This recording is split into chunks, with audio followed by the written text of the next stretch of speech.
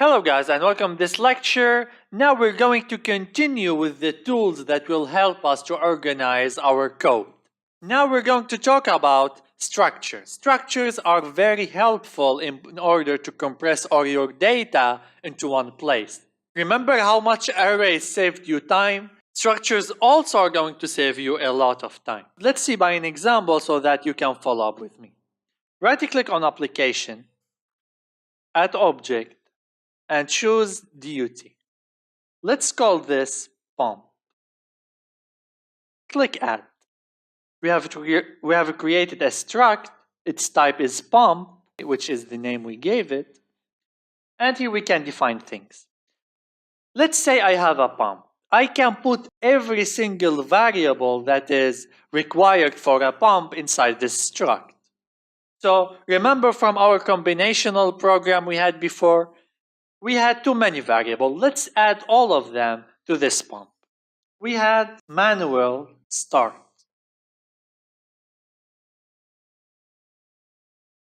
Boolean. Now the beauty of struct is that you can put too many data variables from different type. You can put real with integer with bools all inside this struct. Unlike arrays we were able to put only one type, like only booleans or only integers. Here we can mix a lot of types together. We can even put struct inside the struct. Anyway, let's see now. Remember the program we've written before about the pumps for the combinational logic? We're going to create a pump struct that contains all of its variables. What did we have there? We had manual start, boolean. We had automatic start, also boolean. I'll copy this and paste it so that I don't have to write it every time. We had a coil, or the pump start. We also had an automatic manual button. We had EMGC for emergency stop. We had overload signal.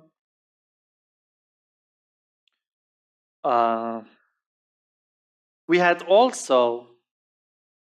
a stop.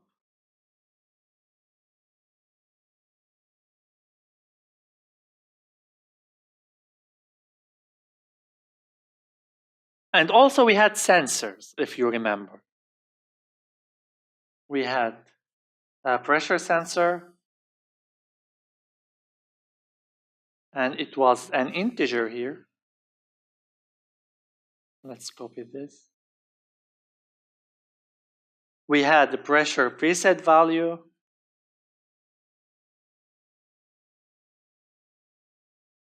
We had level sensor.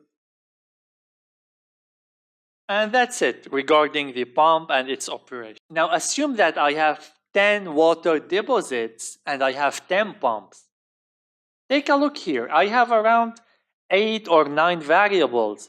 If I have 10 pumps, then this will be like 90 variables.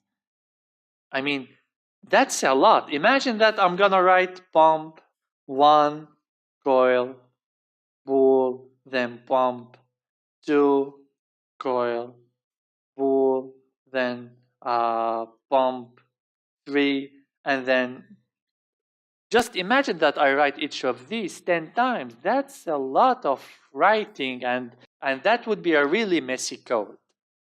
So how do we solve this? All I'm gonna do is define pump1 from type pump, and that's it. I'm done. Pump2 from type pump. You know, the type pump here is the same as the one I gave in the struct. The struct had a type pump. I defined the same type, and that's it. Now, let's assume I want to turn on the first pump. I'll say if pump1 dot, when I press dot, I get all the variables I need. They are automatically created the moment I define pump1 from pump type. So let's say I'm gonna turn it on manual. So let's choose manual start. If manual start is equal to 1, then simply pump 1 coil will be activated. So pump 1 dot, which variable do we need? Coil? Okay, here it is. Column equal 1 semicolon. Now I want to turn it off. Else if, let's say only if the stop button is activated, pump 1, stop equals 1, then pump 1 coil, column equal 0 semicolon. Turn off my pump. If I want to access pump 2, all I need to do is let's just copy all of this, Control V, and I'll just only change pump 2. Pump 2 here, pump 2 here, and pump 2 here. I only define 2 variables here. If I have 10 pumps, I will define 10 of these. Let's build this. Login with download, okay. We have no errors, start. Now take a look. If I expand here the pump 1, I get all its variables without even writing them. Pump 2, I got all the variables without even writing them. So I'll start manual start for the pump 1, and my pump 1 coil is working. Let's delatch it. It's still on, you can see that. Let's press the stop button. And it's in stop mode. Same thing for pump 2. Here it is, manual start. As you can see, it's working. Here's the coil. Delatch it. Stop the motor. And true, and the motor is stopped. That's amazing. I mean, we have saved a lot of space, a lot of coding, and this is really an organized way to write our code. But we can even go more compact. Let's say I have 10 pumps. Instead of writing all of them, I can use arrays to put all of these pumps in only one line. How can we do this? I'll define an array called pumps. I cannot call it pump because I already have a struct with this name. This will create a compilation problem. Array.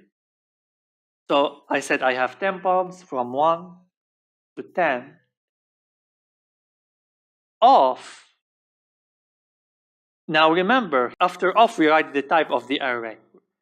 Before we were typing types like integers or booleans. Now I'm gonna type the pump here struct type. So I'll just write pump. That's my type. This is the type I have defined in my struct. I'm gonna delete all of that. And look how can I access the first pump now. I'll say pumps. Which pump do we need? Open a bracket, let's say pump number 4. 4. Okay, what variable do you need? You have all of this variable ready here. Let's say I want my automatic start or manual start. Okay, that's it. Equals 1. Then I'm gonna turn on the coil. I'll say, oh, sorry, we didn't say if.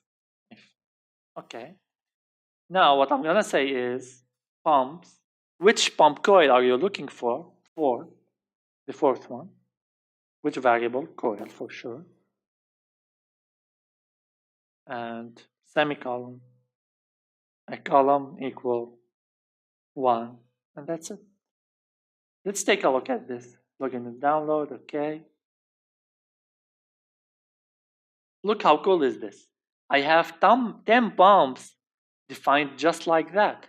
And inside every pump, I have all the variables I need. That's just amazing for compressing my data and just making my code very neat and very clean. So here I'm looking for the fourth pump. Let's go to the fourth pump. This is it. Let's say I pressed the button and that's it. It's activated now here. Now, these struct and arrays can be used with any programming language. They are not exclusive for structured text. You can use them with ladder, you can use them with FBDs, with anything. But I prefer to wait until this stage in order to teach you about it, because you can use them more easily with structured text or maybe with the CFC. This is the easiest way to use structs. So this is why I was telling you, if you have a processing, structured text is good, because look, here I can access variables very easily with just a few lines of code. In later, it will be messy, and you won't really know what you are accessing anymore in later. If the program got too big and you're using struct and this stuff, it will be messy, but it's preferable to do your processing in structured text like this, and then maybe activate with later. More on that with the upcoming project that we will be implementing. I hope you enjoyed this lecture, guys, and see you in the next tutorial.